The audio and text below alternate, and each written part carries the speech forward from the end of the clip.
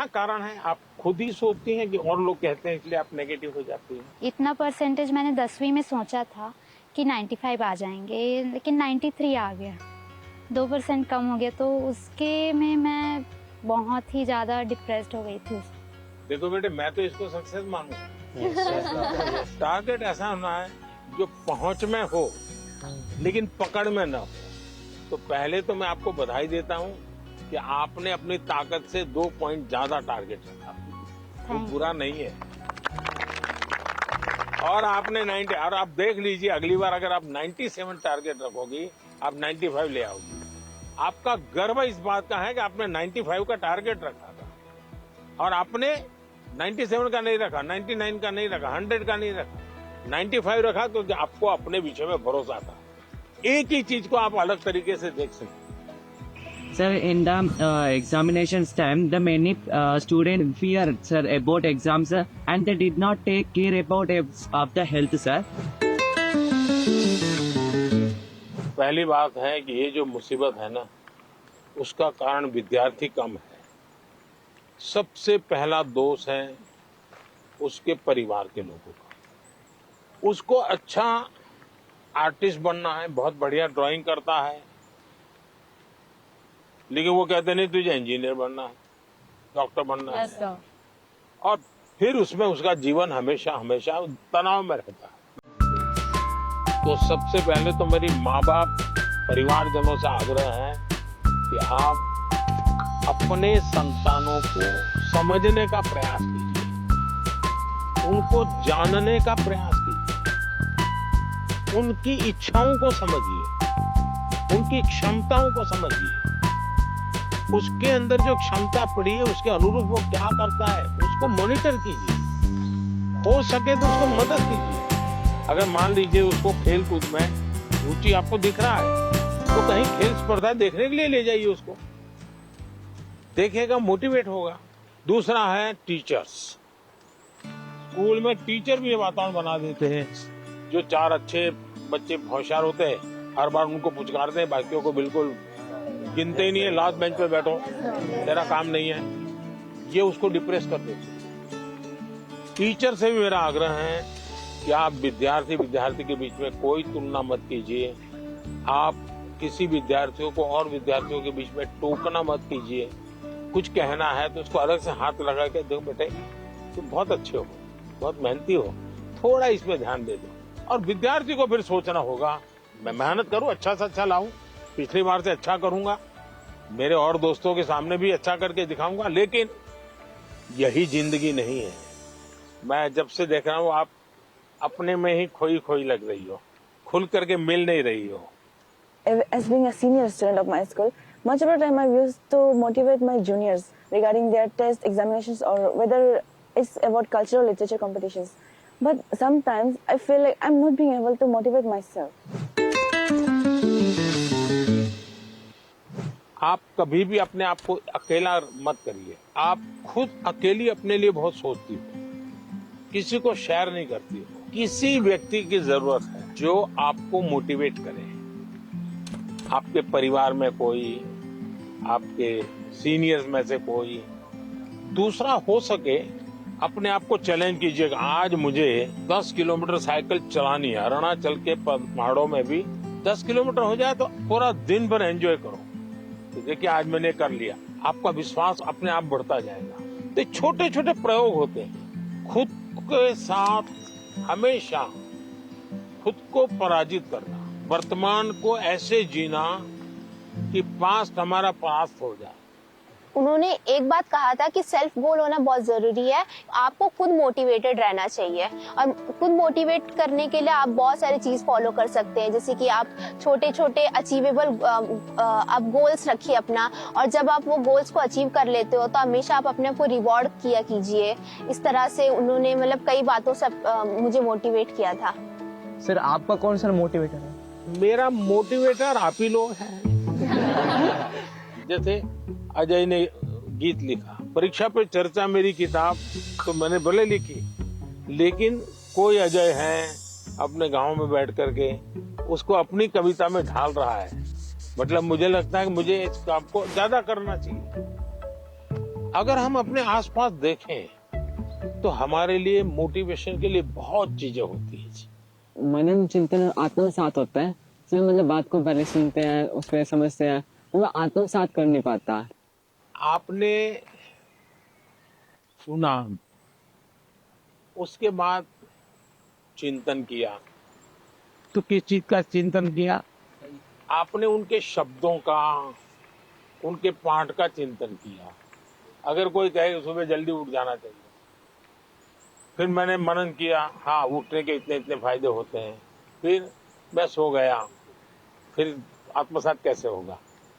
मैंने जो सुना उसको मैंने अपने आप को एक लेबोरेटरी बना करके उसको तराशने की कोशिश की। क्या अगर मैं करता हूं तो मैं आत्मसात कर सकता हूं।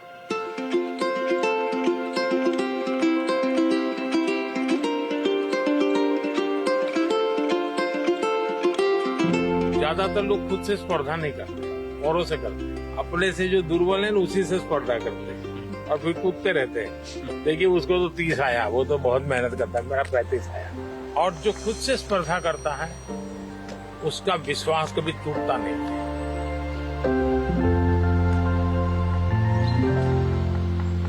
है एक आदमी है, वो इस संसार के लिए दीपक बन गया। है एक आदमी है जो उसकी कष्टों को बल बनकर दूसरों की सुख के लिए दिन भर रात 24 घंटे परिश्रम किया।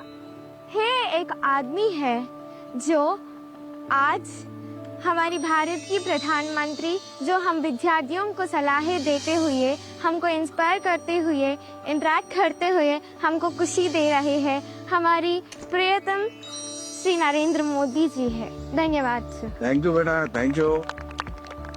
सर मेरा आपसे क्वेश्चन ये है कि जब भी हम एग्जाम देने जाते हैं, एग्जाम लिखते समय मेरे मन में हमेशा ये चिंता होती है कि उसकी अगर मैं फेल हो गई तो, और उसके जो परिणाम हो गए उसके बारे में हमेशा वो चिंता रहती है मन में। फेलियर से कैसे बच पाए? स्कूल में 10वीं में 12वीं में 40% 30% बच्चे फेल होते हैं। उनका क्या होता है?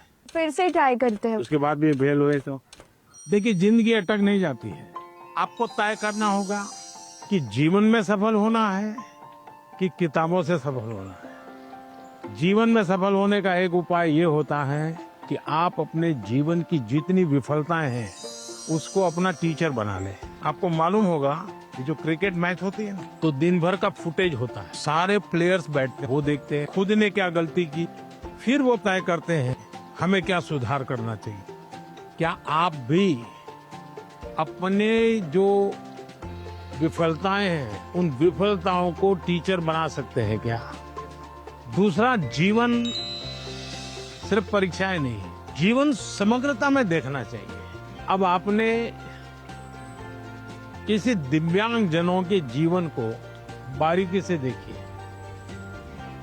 परमात्मा ने कुछ चीजें उनको नहीं दी है, परमात्मा ने कुछ और चीजें इतनी एक्स्ट्राऑर्डिनरी दी होती हैं कि वो उसके जीवन का संबल बन जाता है, ताकत बन जाता है। लेकिन हमारे अंदर भी परमात्मा ने कुछ कमियां भी रखी हैं, कुछ विशेषताएं रखी हैं। Yes sir. उन विशेषताओं में और अधिक अच्छा कैसे बने उस पर का फिर कोई पूछेगा नहीं कि तुम्हारी डिग्री क्या है, तुम कहाँ पढ़े थे, 10वीं में कितने मार्क्स आए, कोई नहीं पूछेगा। और इसलिए कोशिश ये होनी चाहिए कि मार्क्स बोले या जीवन बोले। जीवन सर। तो जीवन बोलना चाहिए। मैं अजय, मैं आरोही मॉडल सीनियर सेकेंडरी स्कूल का छात्र हूँ। क्या आजकल टेक्नोलॉजी बहुत ज़्यादा बढ़ चुकी है, परंतु कई बार हम इसका बहुत ज़्यादा प्रयोग कर लेते हैं। तो सर मैं आपसे चाहूंगा कि आप हमारा मार्गदर्शन करें कि हम कैसे टेक्नोलॉजी का सदुपयोग कर सकते हैं। पहली बात है, हम सब भाग्यवान हैं और आप सब विशेष भाग्यवान हैं।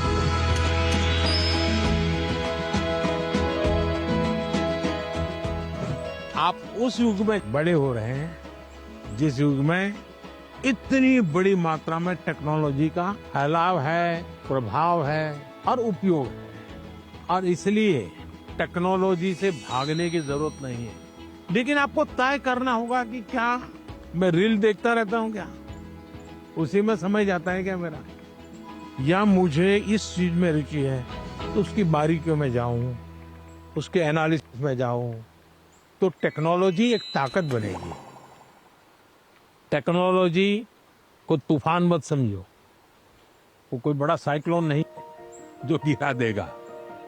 आप मान के चलिए कि जो लोग रिसर्च कर रहे हैं, इनोवेशन कर रहे हैं, टेक्नोलॉजी बना रहे हैं, वो आपकी भलाई के लिए कर रहे हैं। और हमारी कोशिश यही होनी चाहिए कि हम टेक्नोलॉजी को जाने, समझे, उसका ऑप्टिमम यूटिलाइजेशन करें। सर मेरे पास एक क्वेश्चन है। सर किसी काम को अच्छे से करने के लिए हमको अपना बेस्ट कैसे देना चाहिए?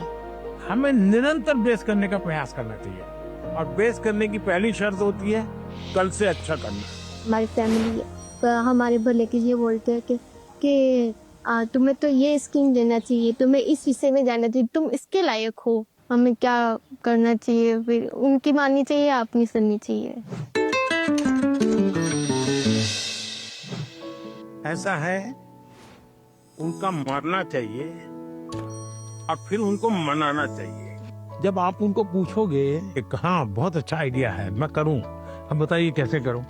अच्छा इसका कहाँ मुझे मिलेगा, आप मेरी क्या मदद करोगे? फिर आप प्यार से उनको कहिए कि मैंने ऐसा सुना था, ये कैसा है, तो धीरे धीरे वो भी दिमाग अप्लाई करेंगे। आपका बहुत बहुत बहुत बहुत थैंक यू कि आपने मेरा प्रश्न सुना, मेरे प्रश्न का आंसर भी दिया, और मुझे बहुत सारी चीज़ें भी सिखा के गए। शांत रहना और पॉजिटिविटी, नकारात्मक सोच नहीं लानी चाहिए दिमाग में। बहुत अच्छा लगा, thank you so much. Sir आजकल के ज़्यादातर विद्यार्थी एग्जाम परीक्षा पे जाके सर ये एक प्रॉब्लम फेस करते हैं कि उनका टाइम के अंदर उनका पेपर खत्म नहीं होता, या फिर उनको उसकी वजह से उनका बहुत टेंशन होता है, बहुत प्रेशर भी उन पर क्रिएट होता है सर।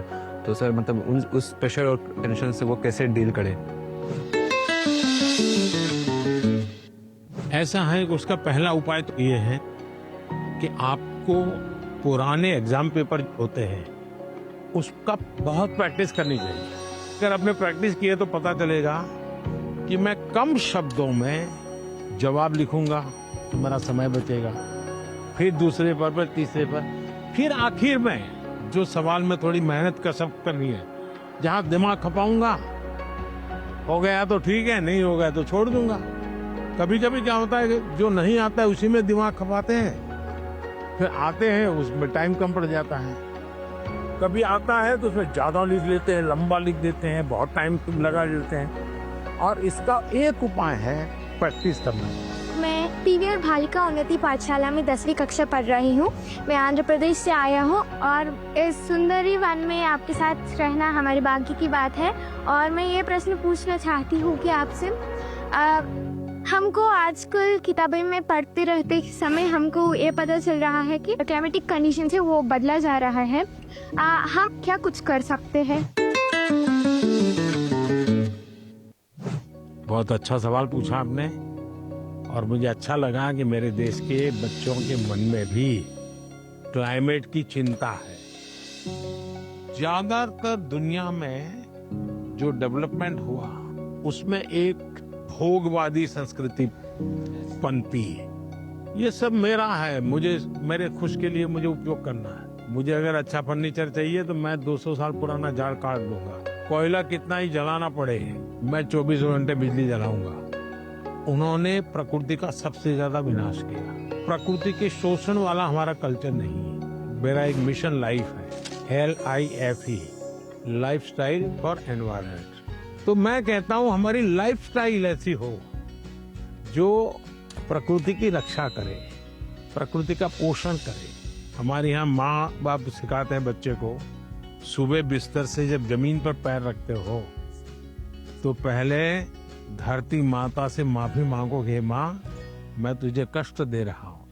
आज भी हमारे यहाँ पेड़ की पूजा होती है, उसके त्योहार होते हैं, नदी को माँ मानते हैं। तो ये सारे हमारे संस्कार के प्रति हमें गर्व करना होगा। और आपने देखा होगा भारत इन दिनों एक बड़ा अभियान चला रहा है, एक पेड़ माँ के नाम। देखिए ये दो माँ की बात है, एक वो माँ जिसने हमें जन्म दिया है और एक माँ जिसने हमें जीवन दिया है। तो अपनी माँ की स्मृति में पेड़ लगाना है और देखना है कि मेरी माँ की याद इसके साथ जुड़ी हुई थी। पेड़ किसी भी हालत में बड़ा होना चाहिए। उसकी केयर करनी चाहिए। इससे क्या होगा, बहुत बड़ी मात्रा में पेड़ पौधे लोग करेंगे।